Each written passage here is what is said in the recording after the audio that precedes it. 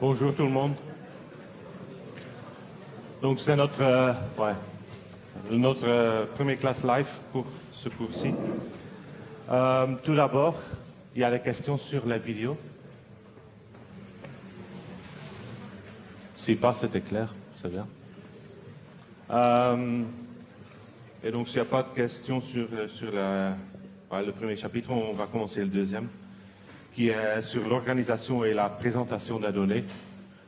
Donc ce qu'on avait avant, ce qu'on avait introduit dans le premier chapitre, c'était une base de données.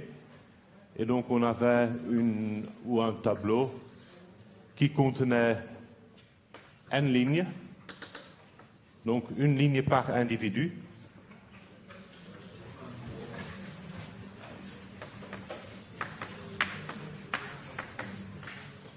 Et on avait dit P colonne. Donc P colonne pour P variable ou P caractéristique.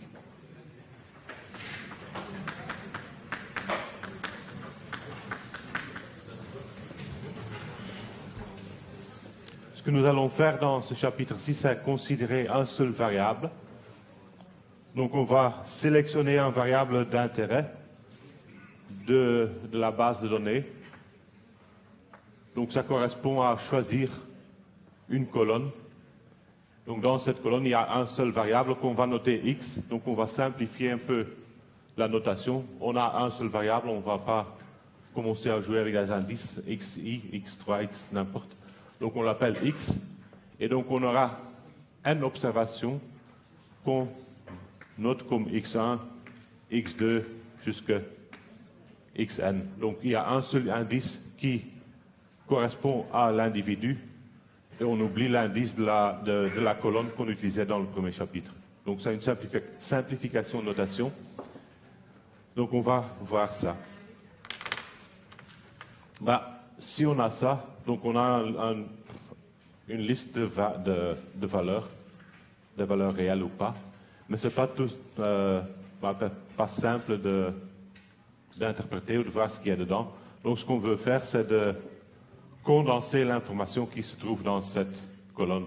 Donc on veut le représenter ou condenser d'une manière numérique, mais aussi d'une manière graphique. Et donc on va voir quelques techniques pour faire. Naturellement, comment on va faire va dépendre de la type de la variable. C'est une variable qualitative ou quantitative. Ce sont des chiffres ou des modalités comme homme-femme. Ça va aussi dépendre du nombre de modalités, donc combien de valeurs distinctes est-ce que j'ai. S'il y a peu, c'est plus facile il y a quelques techniques qui sont plus faciles que d'autres. S'il y a trop de valeurs distinctes pour la variable, on doit résoudre ou on doit le faire avec d'autres techniques. Ce que nous allons faire dans ce cas, tout d'abord, c'est chercher toutes les variables distinctes. Donc, on va regarder quelles sont les modalités. Et donc,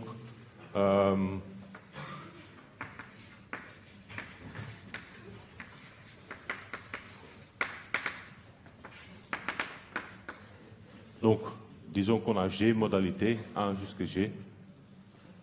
On va noter, donc on va changer la notation un peu.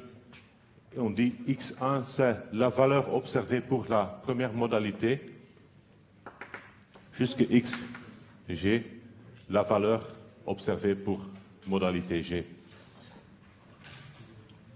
Si on sait le faire, donc s'il y a un ordre naturel, on va toujours la mettre dans cet ordre. Donc on va toujours choisir que x1 est la valeur la plus petite, xg, c'est la valeur la plus grande. Pour cette variable. Et après, ce qu'on va faire, c'est compter combien d'observations on a pour chaque valeur. Donc, n individus, indice 1 jusqu'à n, g modalité, je vais garder le même x, car c'est pour la même variable, mais 1 jusqu'à g. Et après, je vais compter par classe combien d'observations j'ai dans cette classe-là. Donc ça, on va appeler l'effectif, donc NI. c'est l'effectif pour modalité I.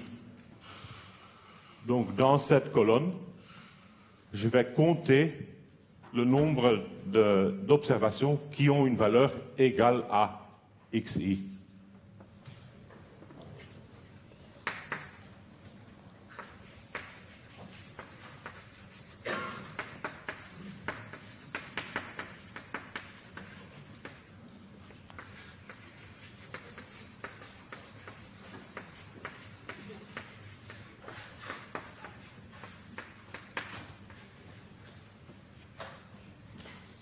Donc l'effectif n'est rien d'autre que simplement compter combien de fois je vois xi dans cette liste de valeurs.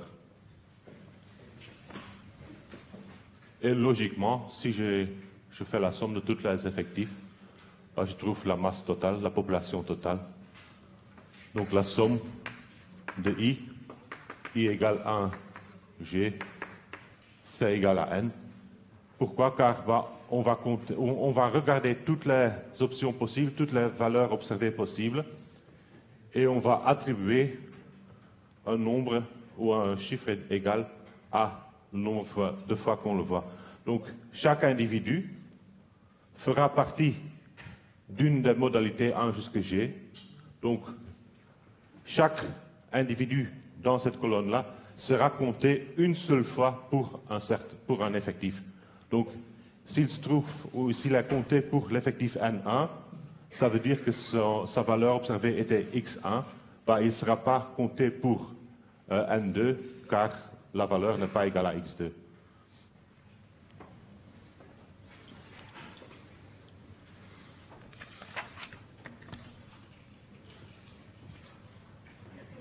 Pour le faire un peu plus compréhensible, donc on avait introduit une base de données sur les étudiants. Il y était une enquête sur 107 étudiants, leur demandant un peu d'informations personnelles comme genre, c'était nombre d'enfants dans la famille, le loisir préféré, tout ça. Et donc on prend maintenant la colonne genre, donc M ou F, masculin ou féminin. C'est une variable qui a deux modalités. Donc MF, on voit directement.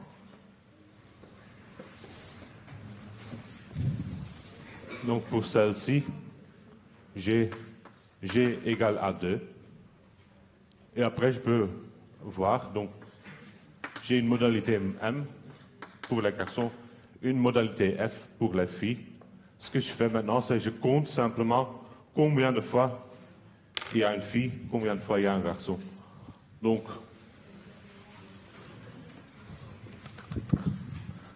c'est tout simple. Donc là, tu commences, si je trouve. Donc F, donc c'est 3, 4, 5, 6, 7, 8, 9, etc. Donc on compte combien de filles il y a. C'est tout facile, mais je ne vais pas compter tout. Et finalement, il y a 41 filles là, dans la base de données et 66 garçons. Donc ça, c'est l'effectif pour la première modalité, l'effectif pour la deuxième modalité. Donc ici, on a une variable qualitative nominale, masculin, féminin, il n'y a pas d'ordre naturel. Donc je dois définir dans quel ordre je vais regarder. Donc j'ai choisi M comme la première modalité, F comme la deuxième modalité. Mais je pourrais l'inverser, il n'y a pas d'ordre, donc ça ne fait pas grand-chose de différence. Et donc pour M, j'ai un effectif égal à 66. Donc il y a 66 garçons dans la base de données. Il y a 41 filles dans la base de données.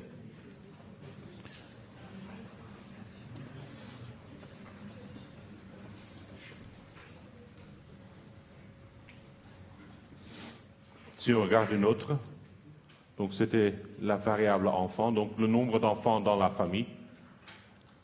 Là, si vous regardez la colonne ou la variable comme il se trouve dans la base de données, là vous voyez qu'il y a des données qui sont un peu mixte. Donc vous pouvez regarder toutes ces valeurs. Vous pouvez chercher la valeur la plus petite, la valeur la plus grande, et après commencer à compter. Mais bon, ce que nous allons faire, ou ce qui est plus facile à faire, c'est d'abord trier les données pour avoir les mêmes données d'une façon triée. Ce qui est beaucoup plus facile de trouver que la valeur la plus petite est égale à 1, la valeur la plus grande est égale à 6. Donc ça veut dire qu'il y a des familles qui ont un enfant jusqu'à des familles, dans ce cas une seule famille qui a 6 enfants. Ce qui est aussi beaucoup plus facile de cette manière-là, c'est le compter. Donc tu sais simplement directement compter car ils sont mis l'un à côté de l'autre. Et donc là, j'aurai N1, c'est le nombre de 1, donc 1, 2, 3, 4, 5, 6, 7, 11.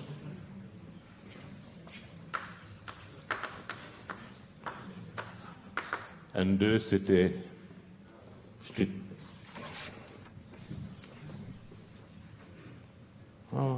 Je n'ai même pas noté, etc.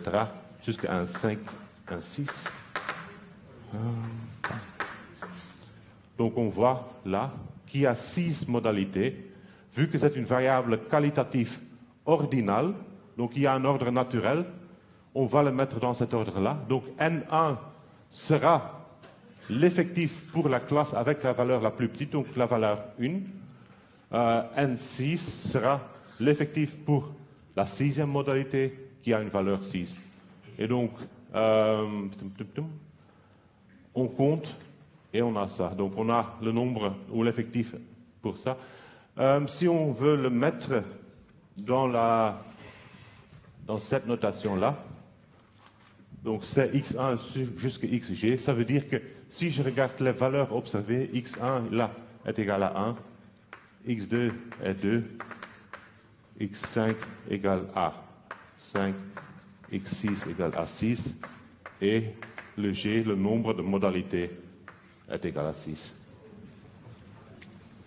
Et donc ce qu'on voit maintenant, c'est que la plupart de la masse pour cette variable-là se trouve avec 2 ou 3 enfants. Donc on voit directement que les valeurs les plus observées sont 2 et 3 et qu'il y a très peu pour 5 et 6. Est-ce logique? Donc est-ce logique qu'on trouve ces valeurs-là? Ben oui, si on regarde la population totale, la population des Belges, là aussi, la plupart des familles belges ont 2 ou 3 enfants. Ce qui manque là, c'est une valeur 0, donc il y a quand même naturellement des familles sans enfants. Pourquoi ce n'est pas incorporé dans cette base de données ou dans cette variable?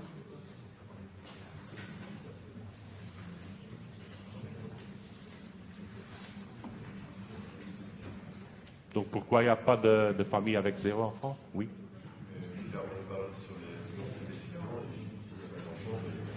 Oui.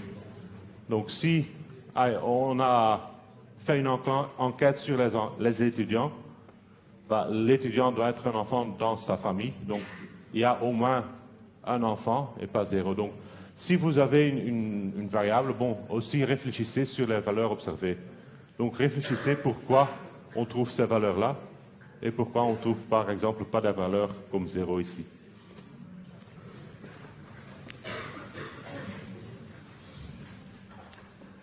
Donc sur la valeur absolue, les effectifs, c'est une valeur absolue, une valeur qui représente combien de fois on a observé cette valeur. Mais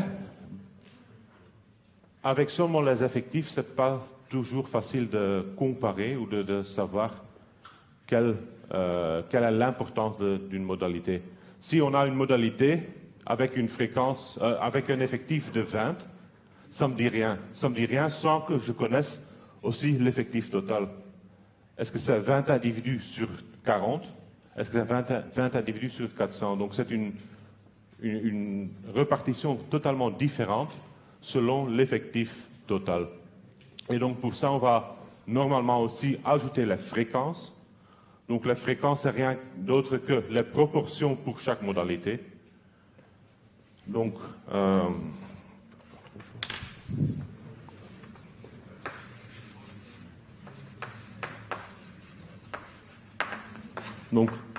on a la FG, ou non, pardon, FI. FI, c'est la proportion pour chaque modalité. Donc, je prends l'effectif de la modalité et je divise par l'effectif total par le nombre ou la masse totale.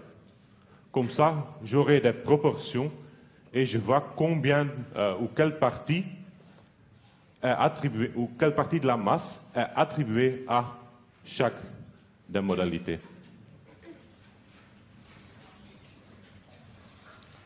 On a logiquement que la somme des effectifs est égale à n. On peut faire la même chose pour la somme des fréquences. Par la somme des fréquences, vu que ce sont des proportions et on fait la somme sur toutes les valeurs possibles, ça va logiquement ou naturellement donner 1. Donc pour le calculer, on utilise la formule, donc c'est NI divisé par N. Le N ne dépend pas de la modalité, donc c'est la masse totale qui reste le même. Donc on peut le mettre en évidence, 1 sur N, la somme des NI. On sait que cette somme-là est égale à N. Et donc on trouve que la somme de toutes les fréquences est toujours égale à 1.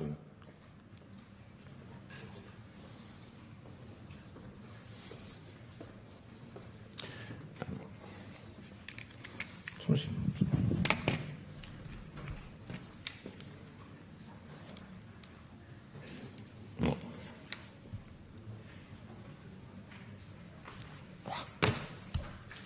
Je ne sais pas ce qu'il fait.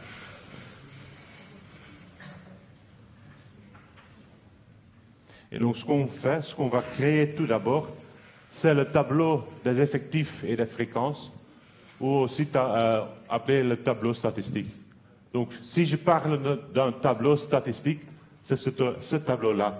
Donc on va reprendre toutes les valeurs possibles, là, x1 jusqu'à xg, toutes les modalités, les valeurs qu'on a observées possibles. On va ajouter une colonne avec les effectifs et on ajoute une colonne avec les fréquences. Donc, et en bas, on ajoute les totales. Donc, on voit qu'il y a n personnes au total, donc la somme des années, et la fréquence totale toujours égale à 1.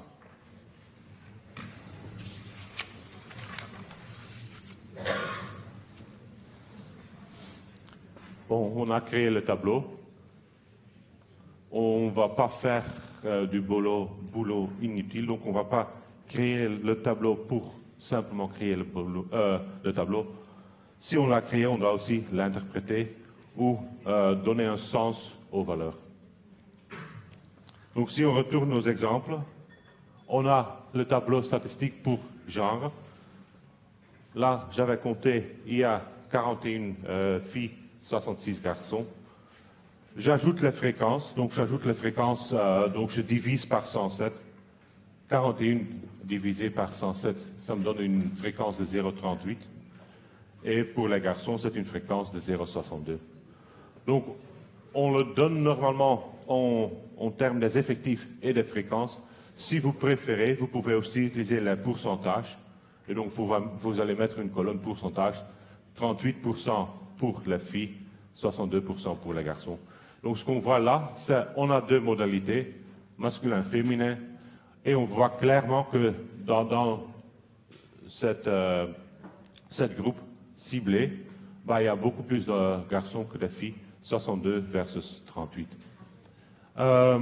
Pour le tableau statistique de la famille, même chose, on avait les effectifs 1 jusqu'à 6, les valeurs observées 1 jusqu'à 6, les effectifs, donc 11, 41, 36, 14, 4, 1. On divise de nouveau par 107 pour avoir les fréquences, donc on a les fréquences par classe, par modalité.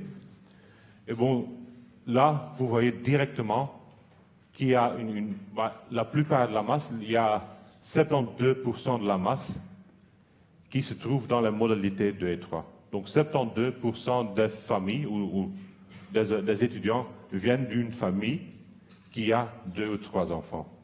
Et il n'y a qu'un seul pourcent, donc une observation avec 6 enfants, donc c'est très rare. Et le reste est un peu ce qu'on expecte. 1, c'est 10%, 4, c'est 13%, c'est encore un peu pareil. Et après 4, ça diminue fortement. 4% pour le 5, 1% pour le 6. Donc on crée le tableau, on regarde les valeurs et on essaye de trouver une interprétation ou une logique dans ces valeurs. Donc, on l'a représenté sous forme de tableau, c'est beau et belle, mais ce n'est pas toujours facile à interpréter. Certainement s'il y a plusieurs effectifs ou beaucoup d'effectifs. Et donc, ce qu'on va faire, c'est aussi créer des représentations graphiques qui parlent beaucoup d'une... logique, graphique, c'est visuellement, mais ça parle beaucoup. C'est souvent plus facile à directement interpréter ou voir les proportions, les proportions entre les différentes classes.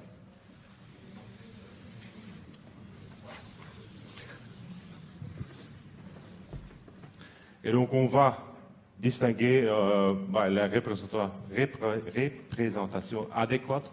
Il y a un D qui manque là. Pour les variables qualitatives et les variables qualitatives. Donc on va faire des choix, comment représenter selon le cas de la variable, le type de la variable. Et si on a une variable qualitative, on va prendre des diagrammes en barre ou des diagrammes en secteur. Si on a des variables quantitatives, on va plutôt, on va utiliser un diagramme en bateau.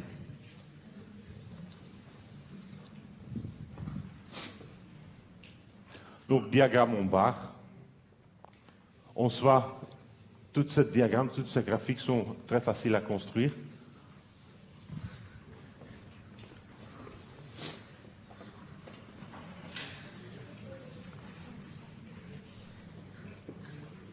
Donc, on a un diagramme en barre.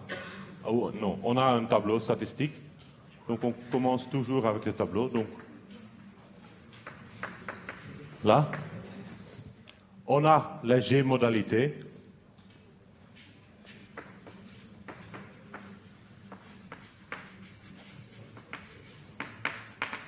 Et on le met sur l'axe des abscisses.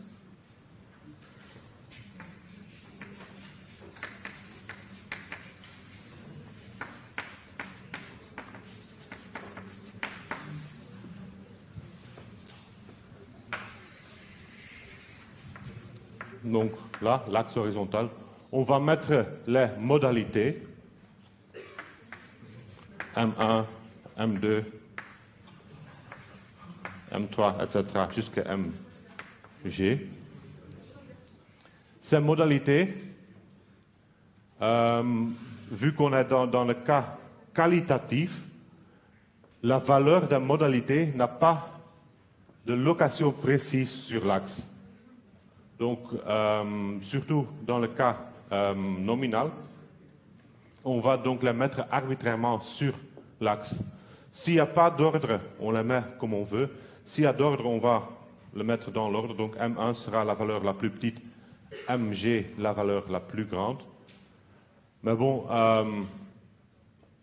pour autant qu'il n'y a pas de valeur précise, on peut la mettre un peu arbitrairement sur l'axe et normalement on le met à distance égale. Mais la position sur l'axe n'a pas une interprétation dans le sens de la valeur réelle. Après, on va choisir l'axe des ordonnées.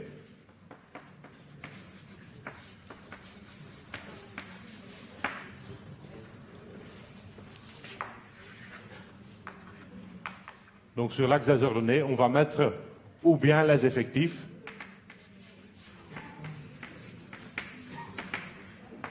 ou bien la proportion, la fréquence.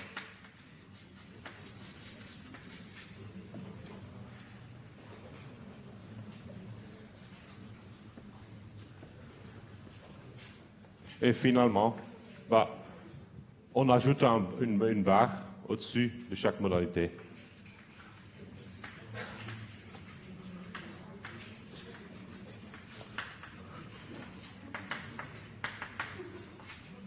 Donc je vais mettre des barres au-dessus de chaque modalité avec l'auteur de la barre égale à ou bien l'effectif ou bien la fréquence selon ce que j'ai choisi de la modalité. Donc là, l'auteur sera, si je travaille avec la fréquence F1 pour modalité 2, l'auteur de la barre est égal à la fréquence 2.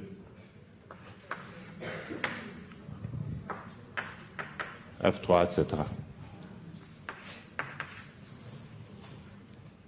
Et donc je crée de cette manière une représentation graphique. Je vois toutes les modalités. Si nécessaire, elles sont ordonnées. Je vois ou bien l'effectif ou bien la fréquence et il y a une barre avec une hauteur qui est égale à la fréquence ou la modalité. Donc, ce que j'ai dit, ça, les valeurs dans le cas qualitatif, ils n'ont pas vraiment une interprétation, donc ils sont placés arbitrairement, mais normalement on met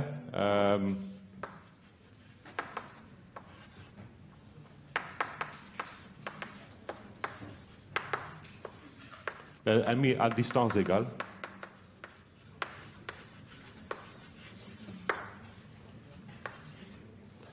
Et aussi, la base de chaque barre, la base n'a pas d'interprétation. Il n'y a rien qui est associé à la base d'une barre. Ce qui est important, c'est la hauteur de la barre, mais on choisit que les bases sont toutes les mêmes. Donc on va prendre les bases toutes égales pour indiquer que les modalités, il n'y a pas de modalité qui est plus importante qu'une autre. Donc on va garder les bases les mêmes.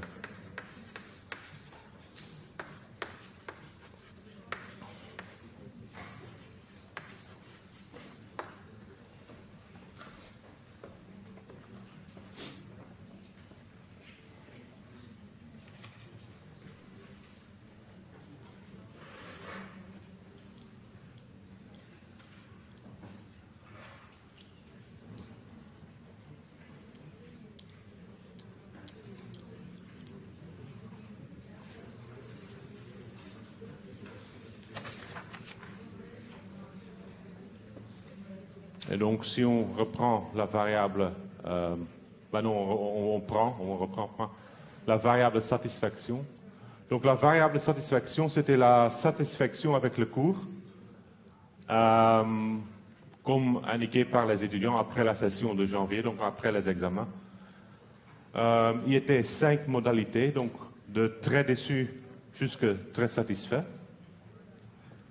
On peut créer le tableau statistique à droite. Donc on a les 5 modalités, on trouve les effectifs pour chaque des modalités, on ajoute les fréquences. Donc là, ce qu'on voit, si on regarde le tableau, on voit que la personne n'était pas trop satisfaite.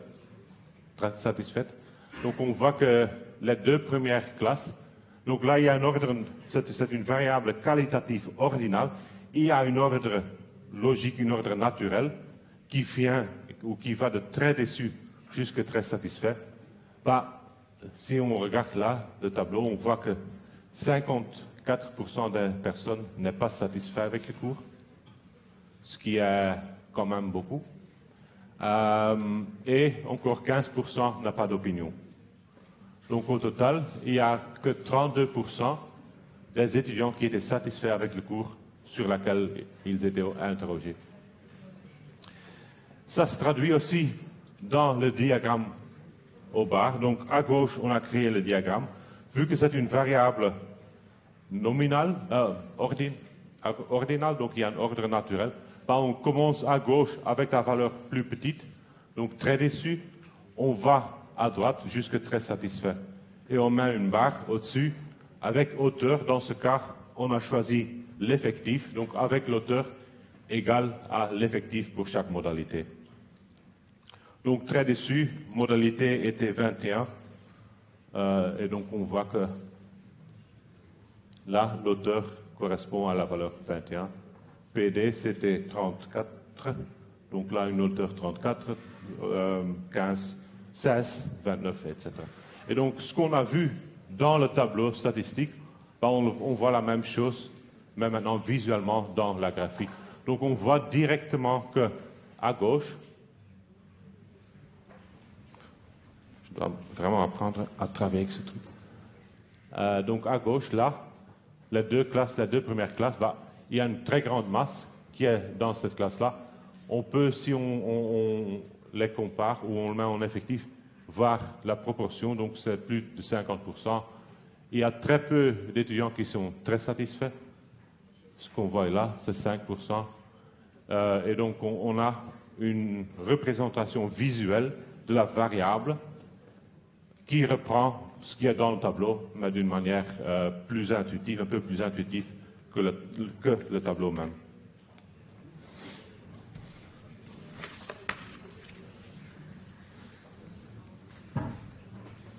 Une autre option, c'est de créer un diagramme en secteur. Donc le diagramme en secteur, c'est le diagramme qui est souvent préféré par les médias. Et il va directement donner les proportions pour chaque modalité.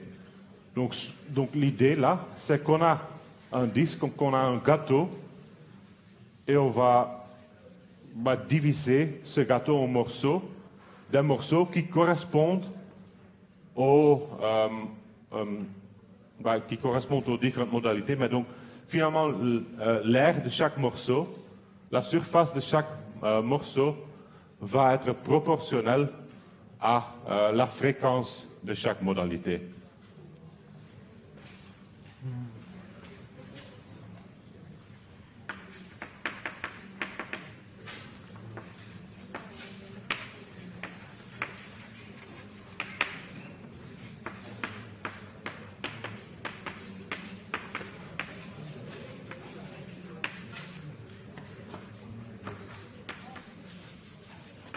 Donc la surface doit être proportionnelle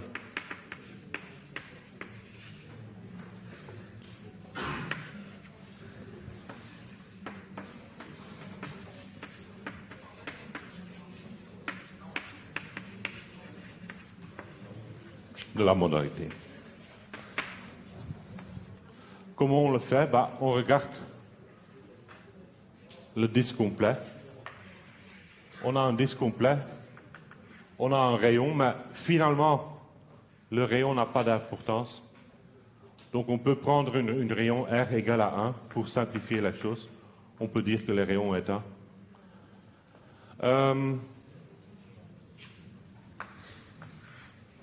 Et là, on a un angle θ. Et là, le morceau qui correspond à, disons, à la première modalité. Donc, ce qu'on voit, on sait que l'aire totale ou la surface totale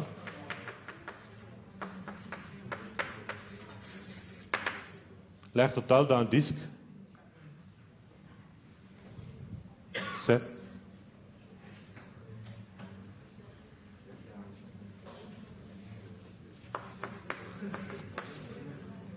pi r au carré.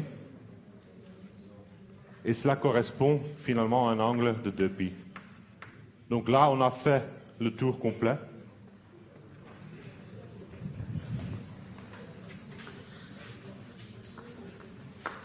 Donc un angle de 2π.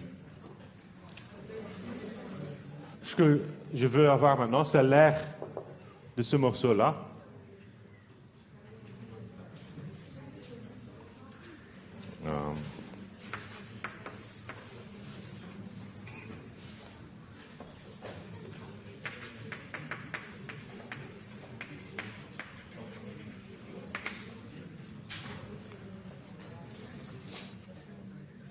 L'aire de ce morceau-là, je n'ai pas un angle de 2π, mais un angle de θ. Donc je dois le relativiser à cet angle. Donc c'est pi r carré fois θ divisé par 2π.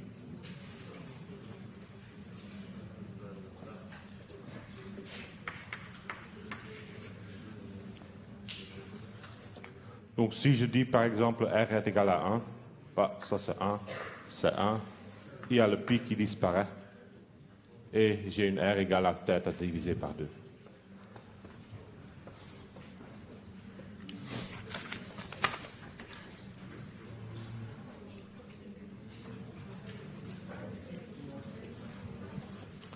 Donc ce qu'on a, c'est la population totale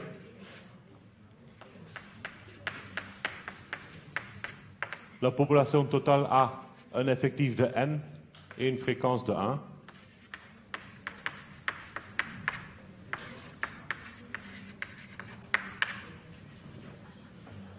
Ma première modalité, M1, pour cela, on a un effectif N1 et une fréquence F1.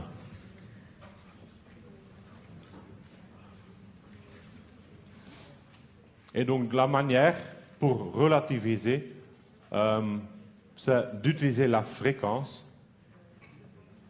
Et donc, on va multiplier l'aire totale avec la fréquence. Donc, on va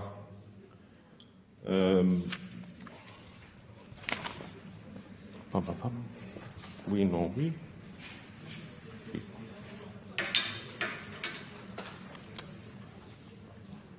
Donc, ça correspondait à un angle de 2π.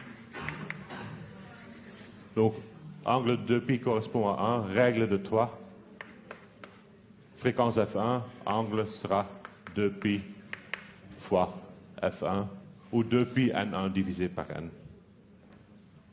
Et donc, de cette manière, je sais trouver les angles, je sais trouver chaque angle, ou l'angle correspondant pour chaque modalité, et je sais repartir le disque en surface, en morceaux, avec une aire qui sera proportionnelle à la fréquence même.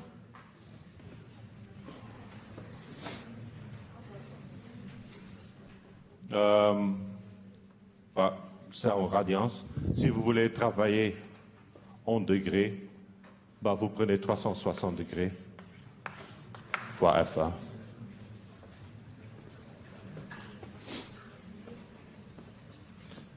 Prenons comme exemple la variable loisir.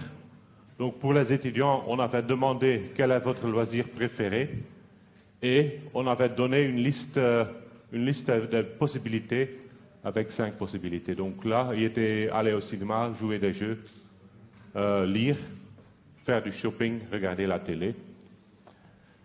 On crée le tableau statistique. Donc on crée pour cette variable qualitative nominale. Donc il n'y a pas d'ordre logique, pas d'ordre naturel, on le met dans l'ordre qu'on veut.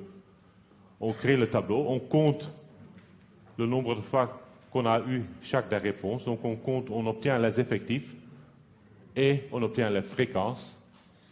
Ce que nous voyons, c'est que l'effectif total est égal à 100. Donc l'effectif total est 100 et pas 107.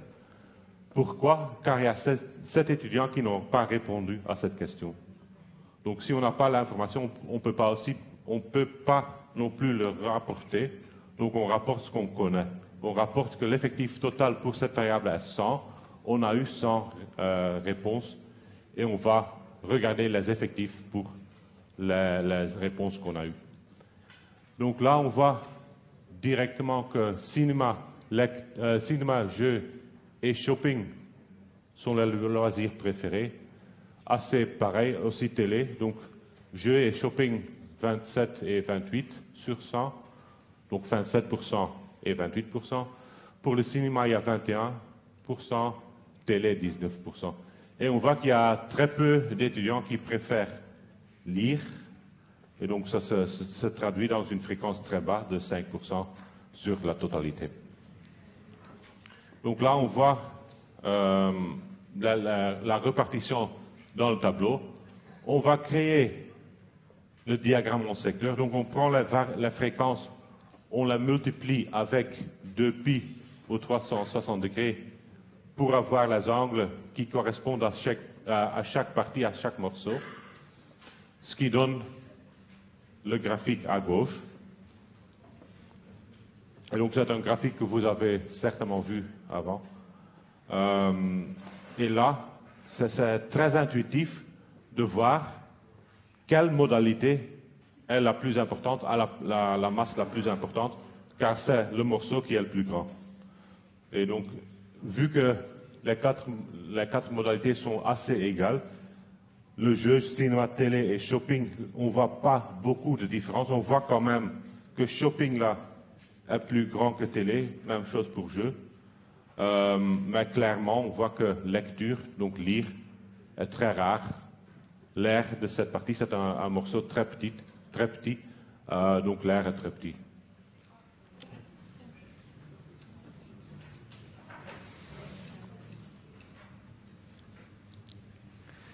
Question sur cette partie? Donc, on a vu deux méthodes de représentation pour une variable qualitative, donc une variable avec des modalités, des classes. Qu'est-ce qu'on va faire dans le cas quantitatif? On va faire, ça va dépendre de la nombre des valeurs distinctes observées. Mais si ce nombre de valeurs observées est assez limité, on peut créer un diagramme en bâton.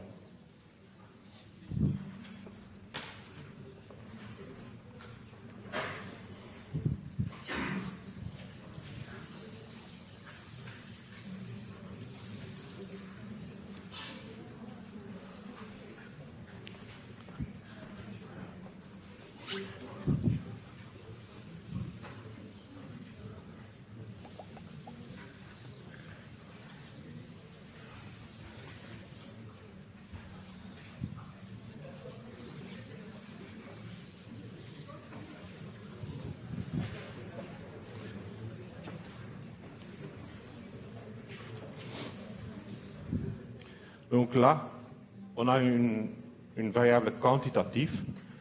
Variable quantitative veut dire que les réponses sont vraiment des valeurs réelles.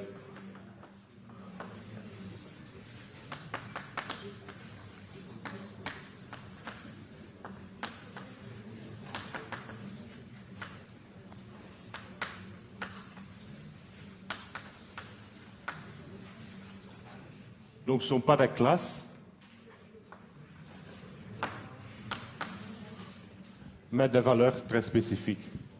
Donc, vu que ce sont des valeurs réelles, on sait les mettre exactement sur l'axe des abscisses. Donc, l'idée pour créer un diagramme en bâton, c'est très pareil à l'idée de créer le diagramme en barre, mais maintenant, on a une variable quantitative, donc on a des valeurs observées, x1 jusqu'à x, je vais mettre xg, variable qui correspond à une valeur observée.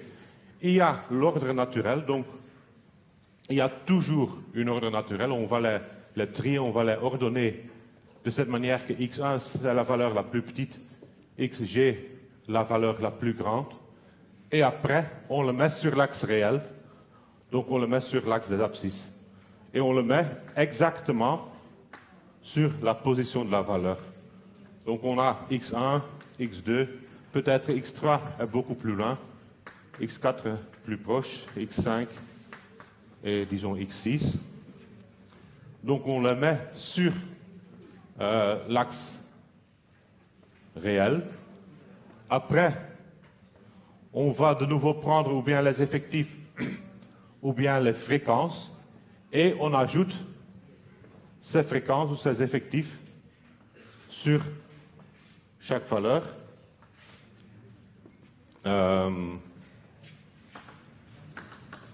Là, donc, on met ou bien les effectifs, les NI, ou bien les fréquences. La différence maintenant est qu'on ne met pas des barres, mais on met des bâtons. Pourquoi des bâtons?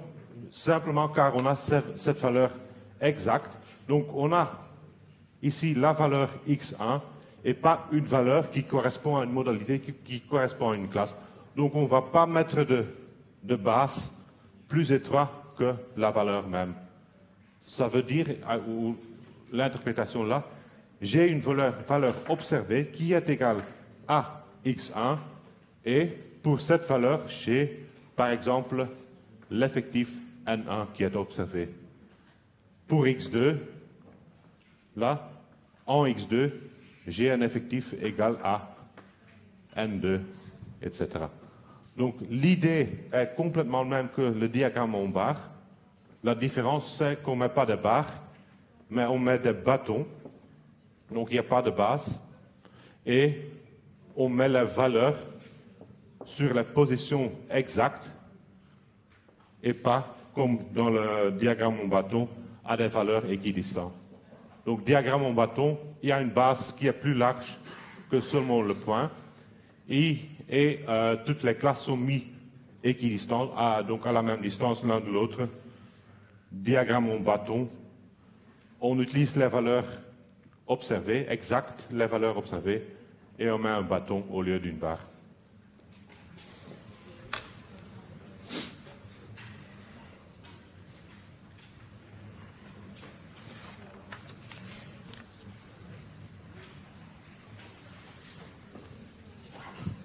Donc, nombre d'enfants dans une famille, c'est une variable quantitative. Donc, on a des valeurs réelles, 1, 2, 3, 4, 5, 6. C'est une variable discrète, car on n'a que ces valeurs-là. Donc, on sait compter, on sait compter les options. C'est la chose la plus facile, dénominer. Et donc, on crée le tableau. On a vu les effectifs, donc on a vu le tableau complet déjà, les effectifs, les fréquences. Et donc là, on a choisi à gauche pour les effectifs. Donc on a les options 1, 2, 3, 4, 5, 6.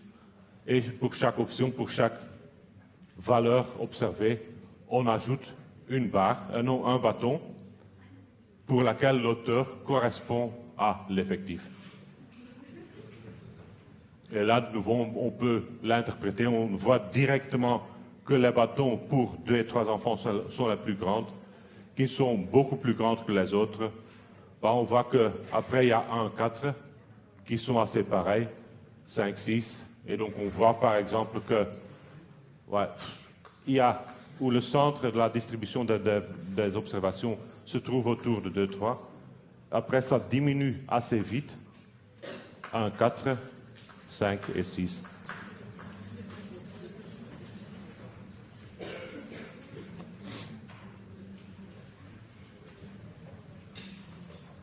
Donc on sait faire ça si nous avons une variable discrète avec un nombre de modalités ou un nombre de valeurs observées limité. Si ce nombre augmente trop, ben, ça devient plus difficile.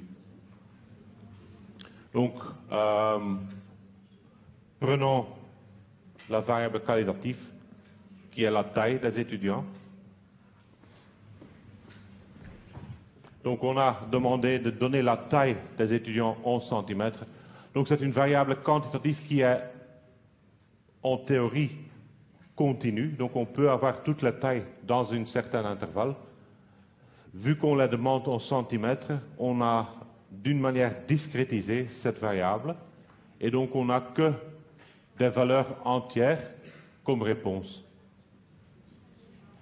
Et donc là, ce sont les valeurs brutes, les valeurs que les étudiants ont répondu pour leur taille. Et comme ça, c'est assez difficile à voir beaucoup.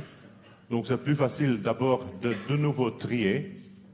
On trie les valeurs, on voit que pour cette base de données ou pour cette variable, pour cette cohorte d'étudiants, ben, la valeur la plus petite était 156 cm, la valeur la plus grande à 195 cm. On voit qu'il y a une seule valeur là, une seule valeur là. Mais pour le reste, ça devient plus difficile d'interpréter. De nouveau, ce qu'on voit, il y a assez beaucoup de 180 relativement beaucoup vis-à-vis des autres valeurs, mais quand même, la plupart des valeurs, on l'observe assez infréquent ou avec un effectif assez bas.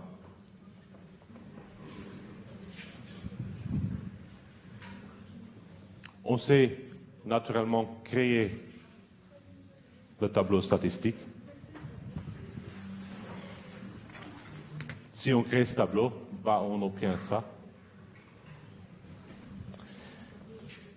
Et vous voyez que ce tableau devient assez large. Donc là, on a 107 réponses. Bah, si on a une enquête plus large, on aura beaucoup plus de valeurs possibles. On aura un tableau qui pourrait être encore plus large. On voit dans le tableau que les effectifs sont assez bas. Donc on a beaucoup de valeurs qui sont reparties sur l'axe, mais avec des effectifs assez bas. L'exception, par exemple, c'est le 180, il y a 12, il y a 7% 84, 7% 68. Mais pour le reste, il y a beaucoup de 1, 2, 3. Ce qu'on voit aussi, c'est qu'on n'a pas toutes les valeurs qui sont observées. Donc on voit, maintenant je dois voir. Là, il y a une valeur, un nombre de valeurs qui se suivent. Donc 165 jusqu'à 180. Là, les valeurs observées, les tailles se suivent. Donc il y a une observation par centimètre. Mais pour le reste, il y a aussi des trous. Donc là, on saute de 156 à 159. Il y a un trou là entre 160 et 163. Et donc, ce n'est pas très clair, pas très évident d'interpréter le tableau de cette manière, car il y a trop d'options pour les valeurs observées. Même chose, avec cette valeur, ou avec ce tableau-là, on peut créer un diagramme au bâton, mais le diagramme au bâton, là, est assez chaotique.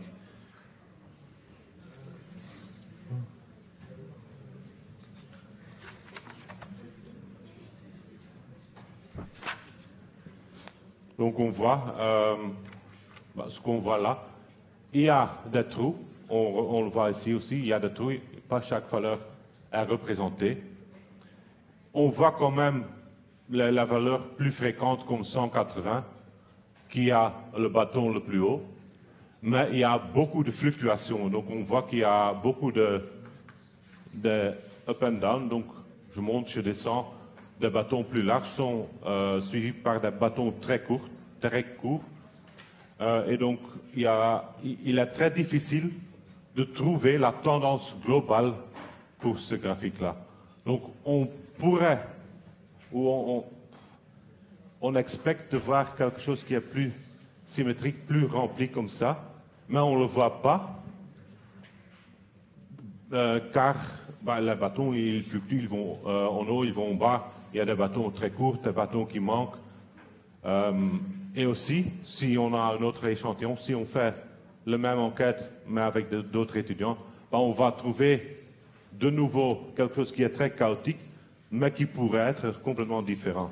Donc là, si je demande d'autres étudiants, ça pourrait être que le bâton la plus large est le 170, qui est beaucoup plus large que le reste, et le 180 un peu plus bas.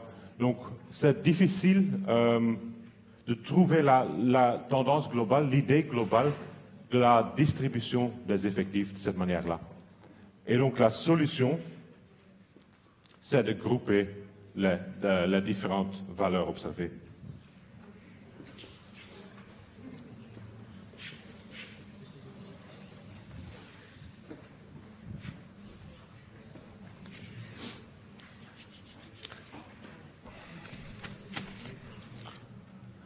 Donc, ce qu'on dit là, lorsque le nombre de valeurs distinctes observées est grand, donc grand, ça veut dire, normalement, on a une variable quantitative continue, donc on pourrait avoir toutes les options, toutes les valeurs dans un intervalle, mais ça vaut aussi pour une variable quantitative qui est discrète, mais discrète avec beaucoup d'options, beaucoup de modalités.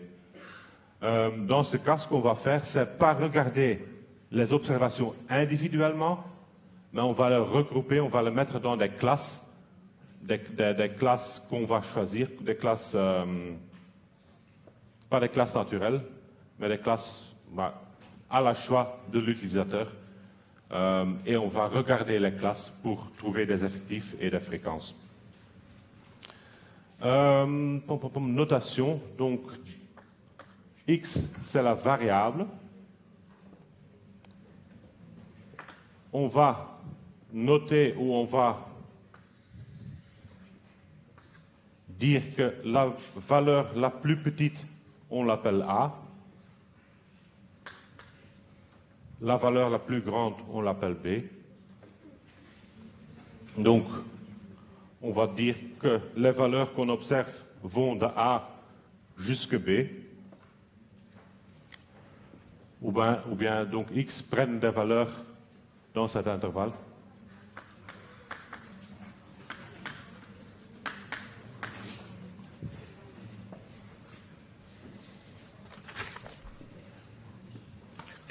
On aura, donc on va créer des classes.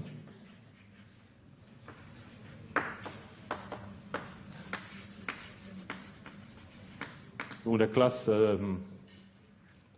artificielles, c'est le mot que je cherchais, des classes artificielles.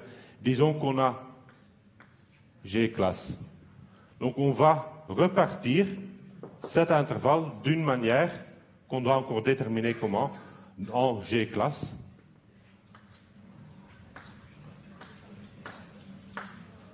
Disons que je crée 6 classes là. Je vais appeler dans ce cas la borne. On va indiquer la borne avec un petit e et quelque chose, index g. Et donc on va dire que A, la valeur minimale, correspond à E0, la borne à gauche. B, c'est E. G, donc capital, G capital, et après G, ou dans ce cas, dans l'exemple E6, et G, E1, E2, E3, E4, E5, donc ça c'est E, G-1. Les classes, comme vous voyez, ne doivent pas avoir la même longueur. Donc la longueur ou l'écart entre les bornes peut être différent pour chaque classe. Cet écart, on va appeler l'amplitude.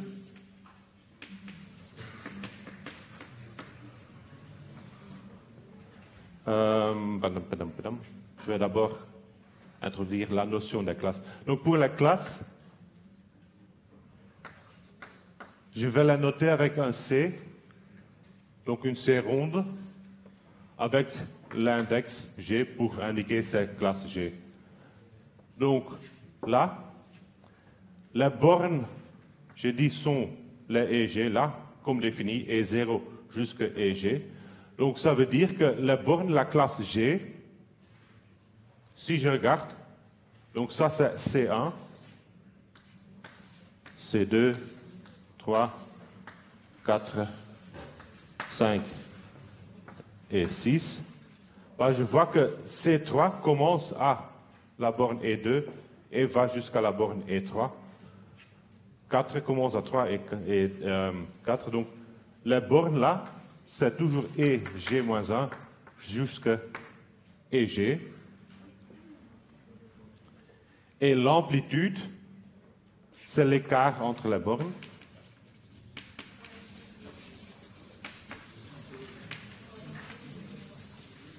On va le noter avec A, dit A. Donc là, la longueur de cet intervalle-là, c'est A2, l'amplitude de la classe 2.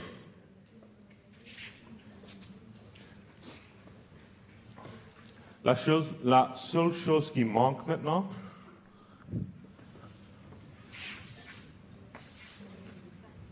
est la manière d'inclure ou pas inclure la borne pour l'intervalle. Et là, on va prendre la convention que la borne à droite est inclue, la borne à gauche n'est pas inclue. Donc on a toujours besoin d'un intervalle qui est semi-ouverte, car chaque valeur peut appartenir qu'à une seule classe. Donc si je ferme, j'ai un problème.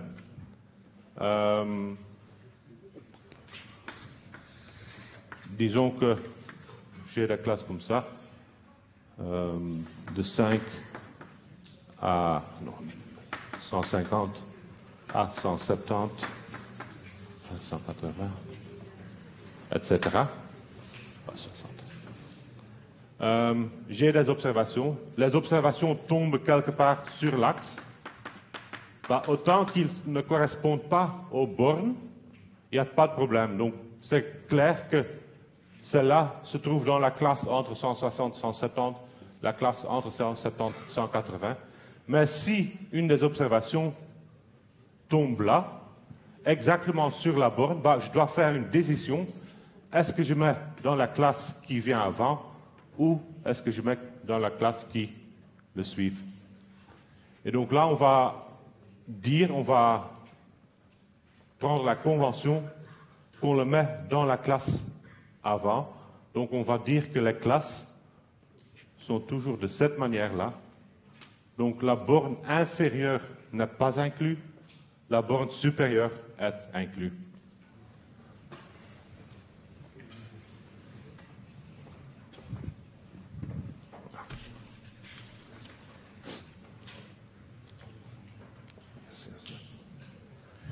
Exception. Il y a une exception, logiquement. Si on le fait comme ça,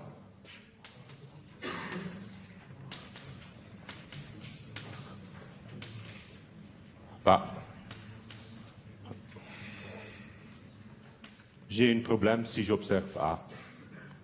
Donc si j'ai des bornes comme ça, et une de mes valeurs est exactement égale à A, ce n'est pas inclus dans n'importe quelle classe. Donc là, on va faire l'exception.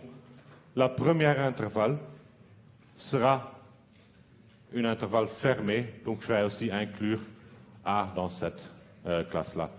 Donc, C1, là, la classe va de E0 jusqu'à E1, et après, on va exclure la borne inférieure, donc E1 jusqu'à E2, C3, E2 vers E3, etc.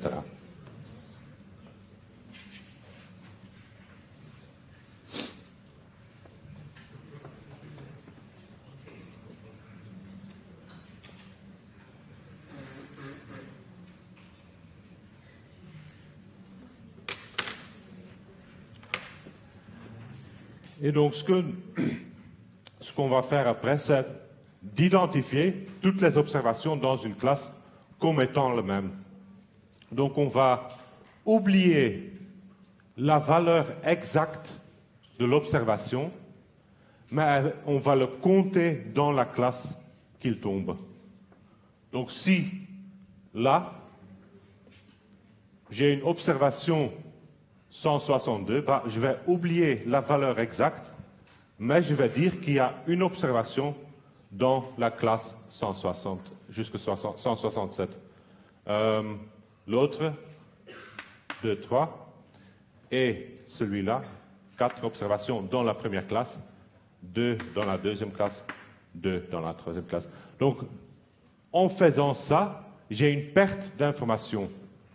Donc, je perds les valeurs exactes, les valeurs observées, et je vais les remplacer par des classes.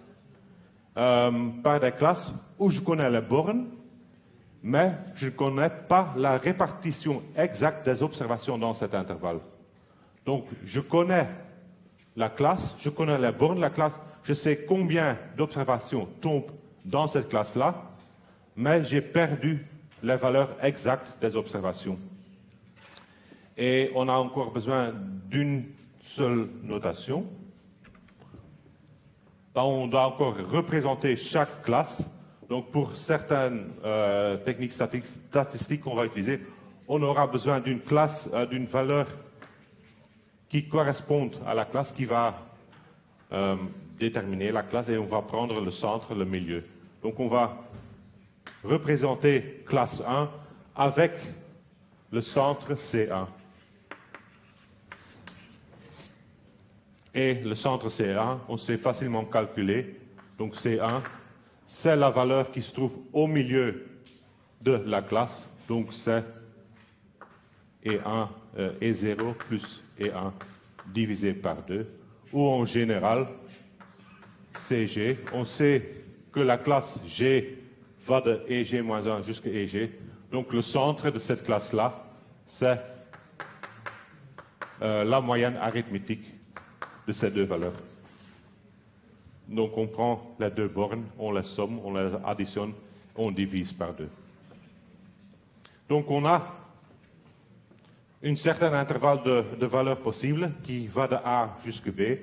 On divise cet intervalle en classes artificielles qu'on va choisir. On a un nombre de classes égal à G. On a les bornes, on a défini les bornes E0 jusqu'à EG, semi-ouvertes, sauf la première qui est fermée. On a défini l'amplitude. Donc l'amplitude, c'est l'écart entre les bornes, donc la longueur de chaque classe. Et finalement, on avait C, CG qui représente, qui représente la classe, mais qui sera égal à la centre de la classe.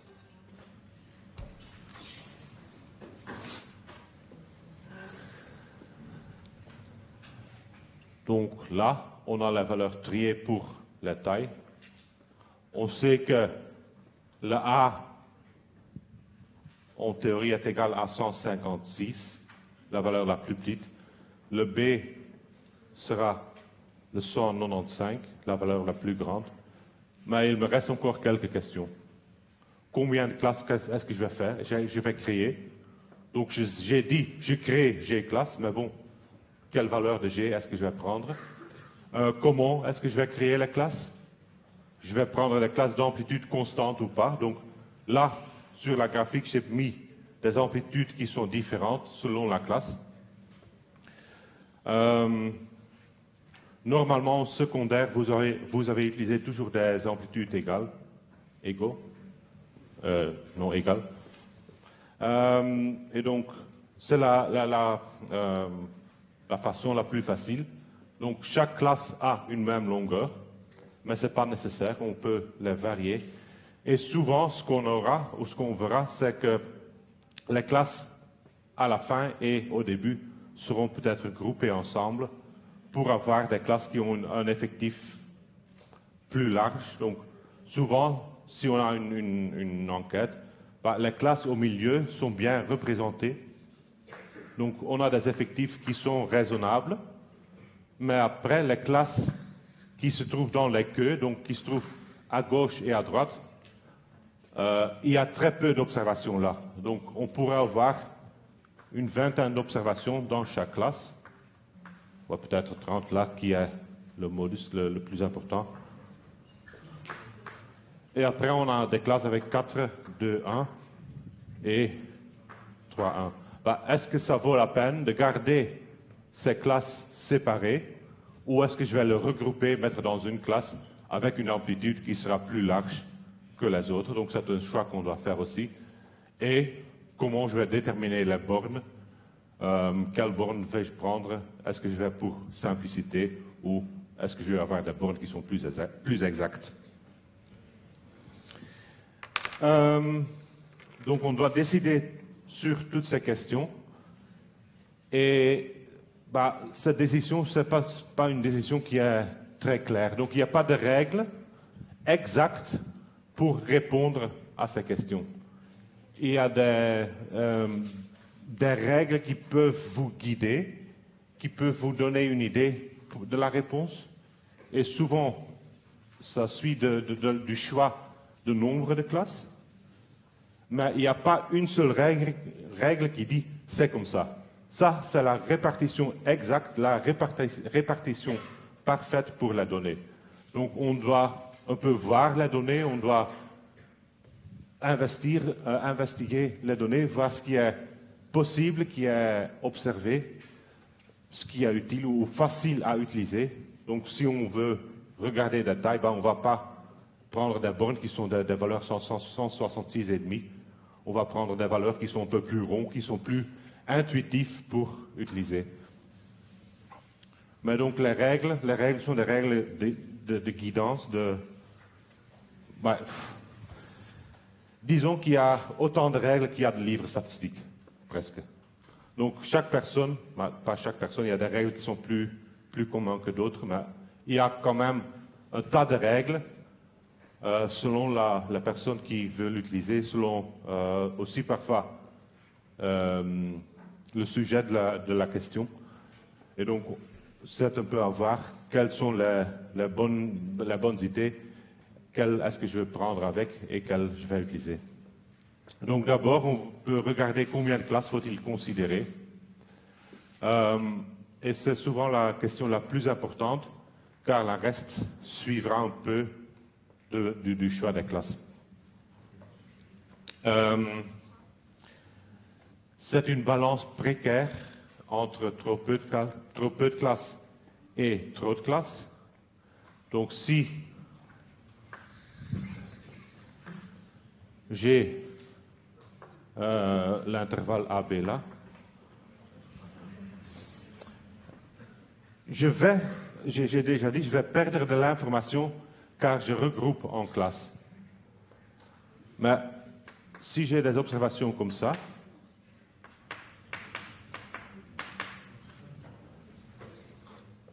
là, je vois quand même qu'il y a quelques observations là, et ce sont des observations assez distinctes.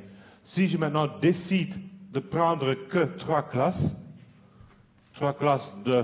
d'amplitude à peu près égale, et je repartis comme ça, bah, je perds beaucoup d'informations, car dans ce cas-là, ces trois personnes seront pour moi, selon les classes, les mêmes.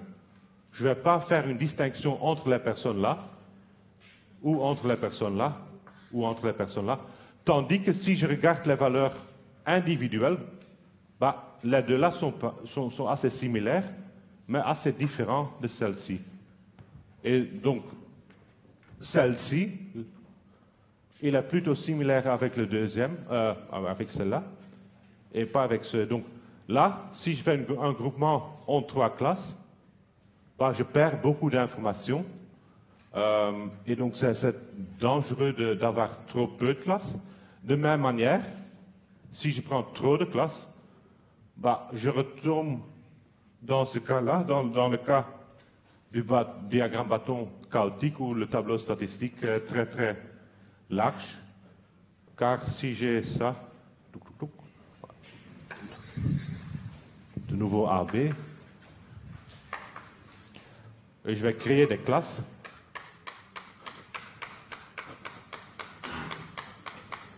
Donc je crée beaucoup de classes. Bah, souvent, il y a très peu d'observations dans chaque classe. Donc,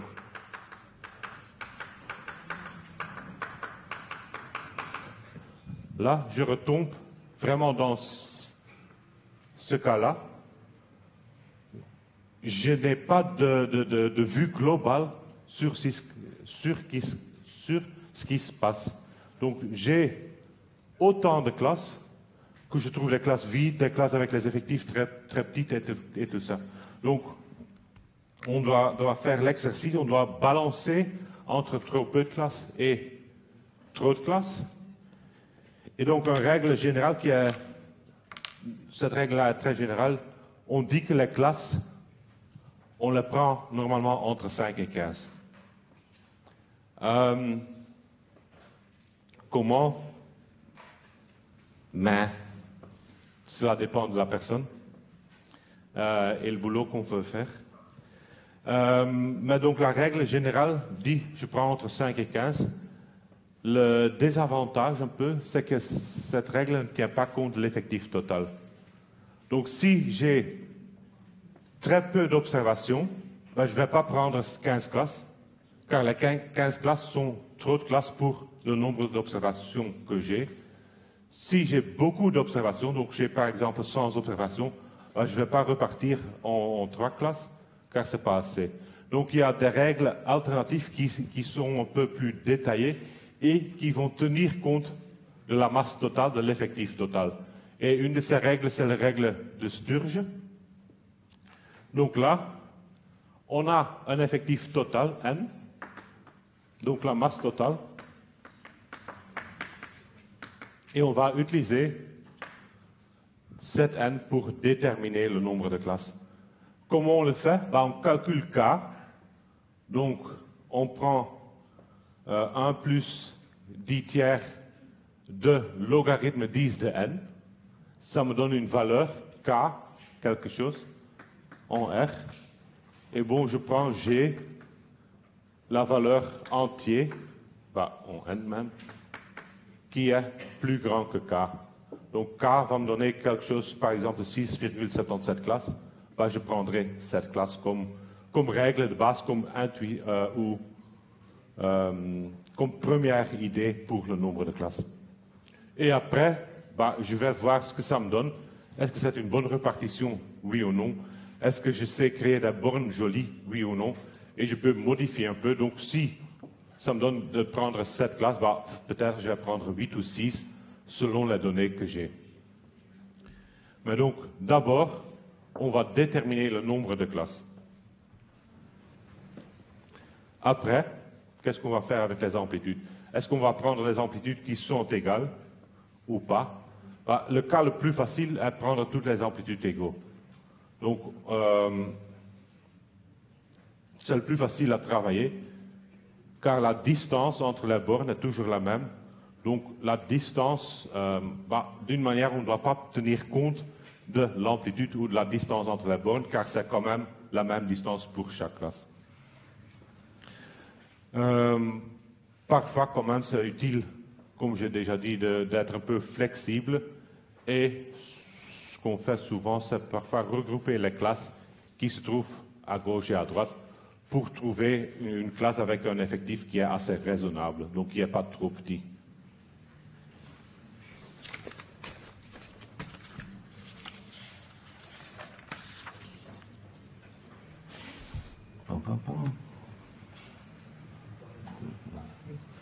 Et donc, la borne, dernière chose, donc nombre de classes, amplitude et borne.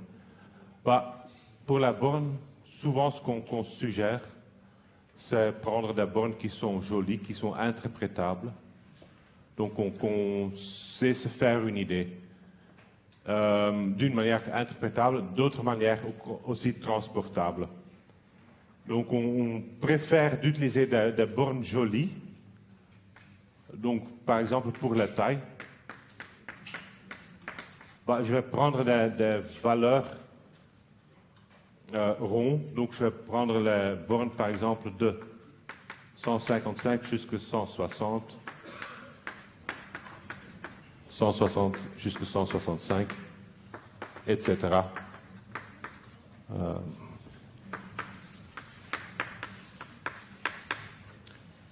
Donc là, si je regarde mes valeurs, mes observations, j'avais comme valeur la plus petite 156 jusqu'à 195. Je ne vais pas commencer en 156. Ce n'est pas une valeur qui est très intuitive, qui est très jolie pour travailler avec. Donc je vais commencer à 155 au lieu de 156. Donc je vais adapter la borne un peu pour avoir quelque chose qui est interprétable, qui est plus intuitif à comprendre ou à interpréter. Aussi, donc c'est interprétable, mais aussi transportable.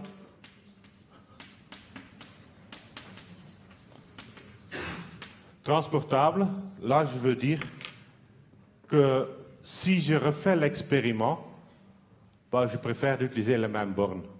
Donc j'ai, ou moi, ou quelqu'un d'autre qui refait l'expériment, donc j'ai les 107 tailles que j'ai observées.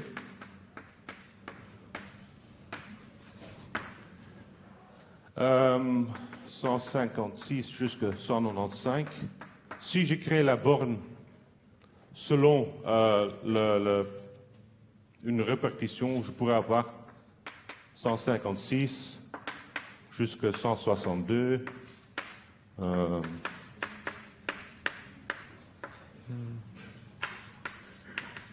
Etc. Mais un collègue ou quelqu'un d'autre ou moi, je refais l'expériment. Je demande maintenant 200 tailles ou 100 tailles ou n'importe.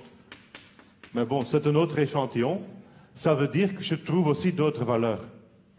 Donc là, c'est possible que je trouve des valeurs qui sont plus bas ou plus larges. Et je trouve une valeur maximale de 191, valeur minimale de 151.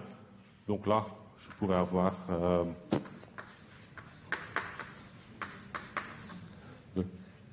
Et si je refais la même répartition, ou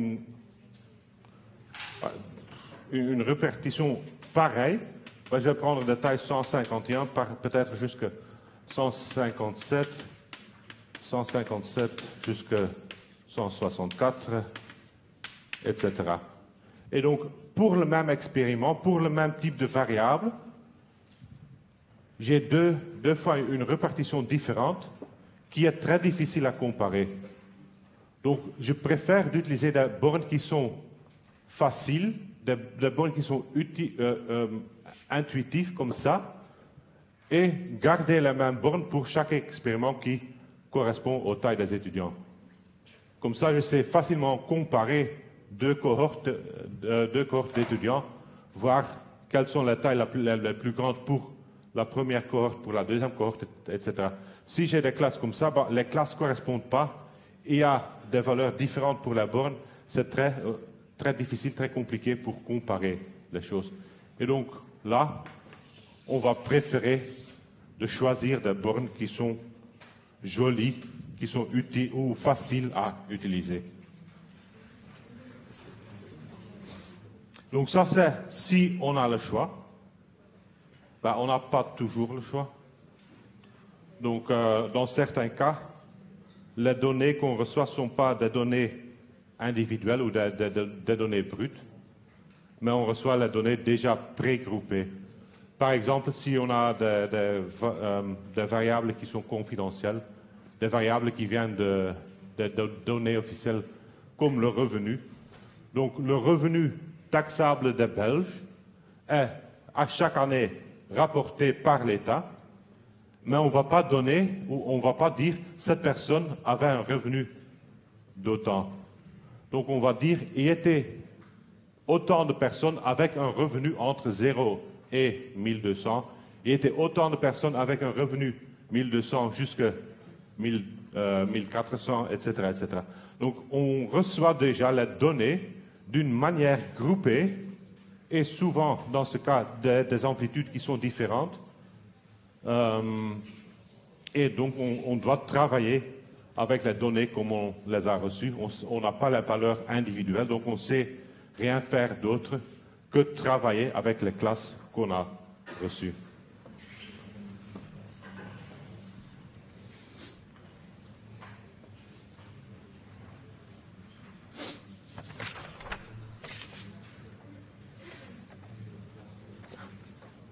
Donc, si on retourne à l'exemple, donc on avait ces valeurs-là, et maintenant on veut les diviser, on veut les partager en classes. La première chose qu'on sait faire, c'est calculer ou appliquer la formule de Sturge pour avoir une idée du nombre de classes à utiliser.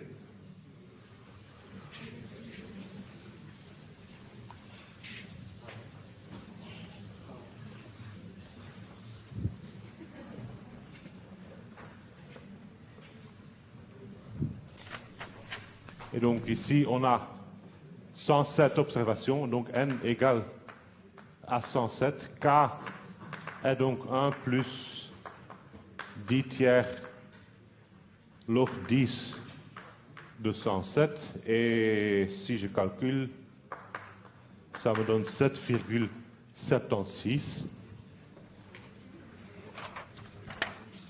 Ou bien, je vais prendre comme première idée G égale à 8. Donc, je vais créer 8 classes pour ces valeurs-là.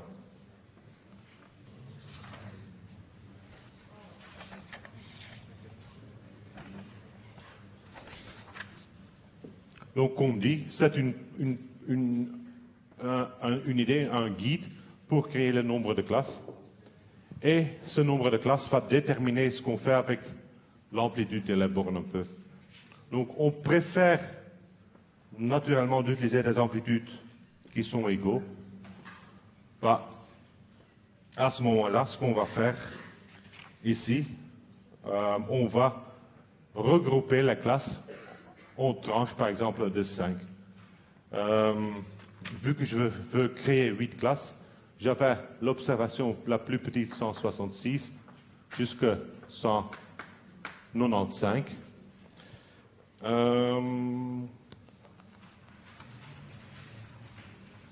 Donc, l'écart entre les deux, c'est 39. 39, ce n'est pas très joli pour diviser en 8 classes, mais si je dis je prends 40, donc 40 cm d'écart, à ce moment-là, j'aurai 8 classes d'amplitude 5. Et donc, je vais utiliser ça. Donc, je vais créer 8 classes d'amplitude 5, d'amplitude égale. Donc, on commence par des amplitudes égales, car c'est plus facile. Et donc, j'aurai la première classe C1. C1 qui va de 155 jusqu'à 160. C2,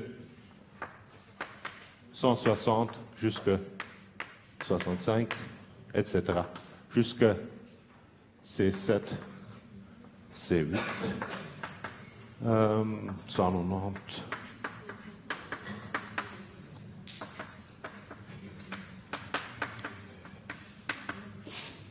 Comme ça. Donc, je peux créer facilement 8 classes.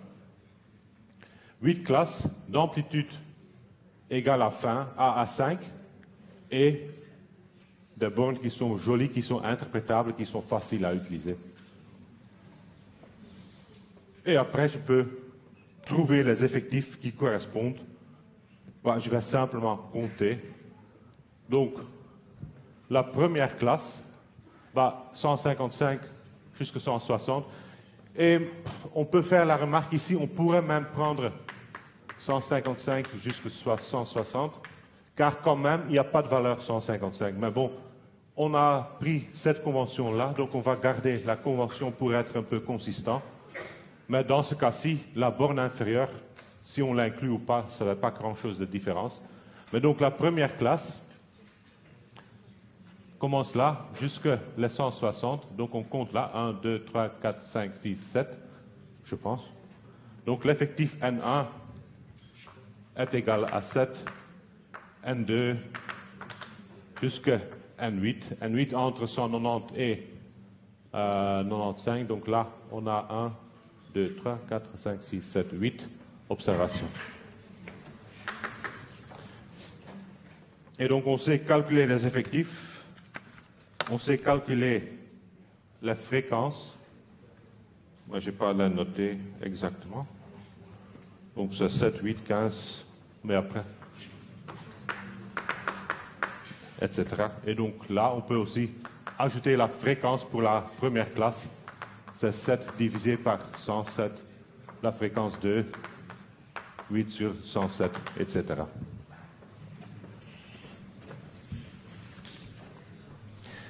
Et donc, on va s'arrêter là. Et on va expliquer le diagramme en tige et feuille et l'histogramme la fois prochaine.